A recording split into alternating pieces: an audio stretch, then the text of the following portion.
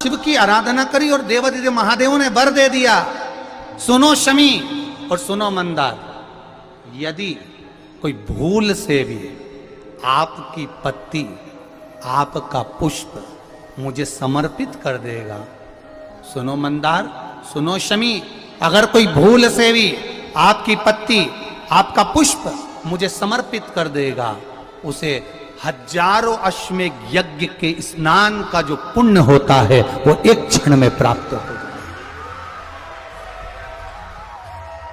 हजारों अश्वमेघ यज्ञ का पुण्य, हजारों अश्वमेघ यज्ञ का पुण्य एक क्षण में प्राप्त हो गया। ये मंदार, ये शमी, हजारों अश्वमेघ यज्ञ का पुण्य एक साथ। शमी की पत्ती देखी है आप लोगों ने? जम के तो बोलो जरा, देखिए। मंदार पुष्प भी देखा हुआ है। अब शमी की जो पत्ती होती है, उस शमी की पत्ती को भगवान देवादिदेव महादेव पर चढ़ाने का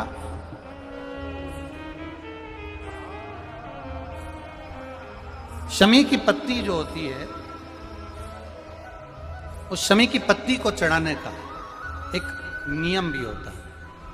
थोड़ा सावधानी से सुनना इस नियम को, जो आपके जीवन को सार्थक बना सकता है। शमी की पत्री को चढ़ाने का एक नियम है, बड़ा सुंदर नियम, आपके जीवन में उतारने लायक।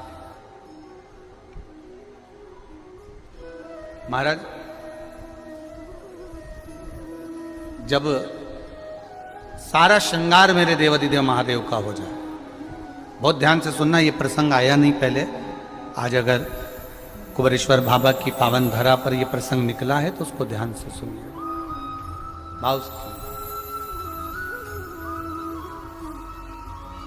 पत्ती, शमी की जो पत्ती होती है, उस शमी की पत्ती को कब, कैसे और कहां चढ़ाना चाहिए, और शमी की पत्ती का फल क्या होता है, वो भी अपन समझ लें उसको। शमी की पत्ती,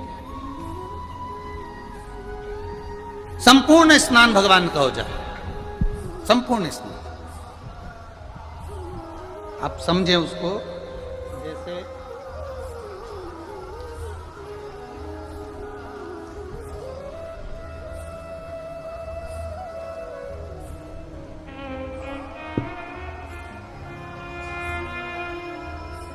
ये शिवलिंग है, जलाधारी,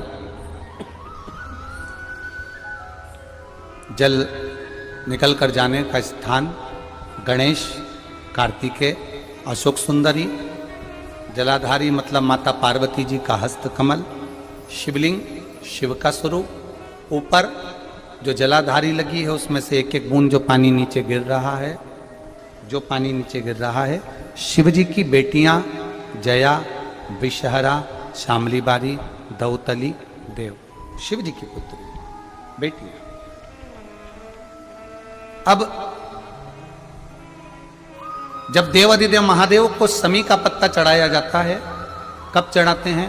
जब आपने संपूर्ण जलाधारी को हाथ से साफ कर दिया हो, शिवलिंग पर जल चढ़ा दिया हो, शिवलिंग का पूरा श्रृंगार आपने कर दिया, संपूर्ण श्रृंगार मेरे देवादिदेव महादेव का हो गया, संपूर्ण श्रृंगार। बाबा को चंदन का लेपन, अबीर, गुलाल, अक्षत, बेलपत्र, धतूरा, जो भी तुम्हें चढ़ाना है सब कुछ तुमने चढ़ा दिया, सारा श्रृंगार मेरे देवादिदेव महादेव का हो गया।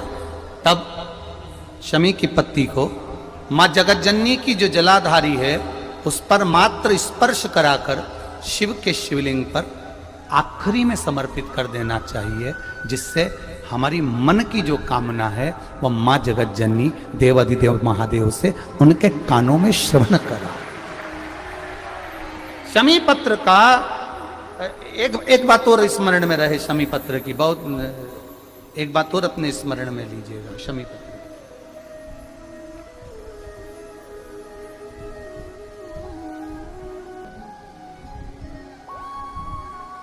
जैसे शिवलिंग, जलाधारी और स्थान, जब बहुत ज़्यादा मात्रा में दरिद्रता होती है, बहुत ज़्यादा मात्रा में बहुत कष्टमय जीवन। जैसे एक बहन ने अपने पत्र में लिखा है कि मैं हरियाणा साइड से आई हूं, उन्होंने अपने पत्र में लिखा है मेरे को मेरे टिकट करवाने का भी मेरे पास पैसा नहीं था।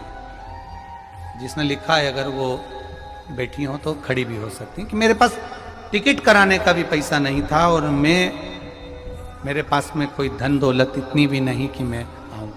मेरे मायके वालों ने मेरी भक्ति को देखकर, एक कोई उनके परिचित जा रहे थे तो उनका टिकट कैंसिल हुआ तो मुझे यहाँ पर भेजा, मैं यहाँ आई।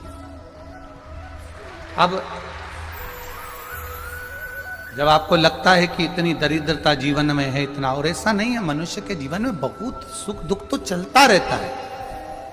मानव का देह है ये तो चलना है, जीवन पर्यान चलना है, सुख दुख चलेगा,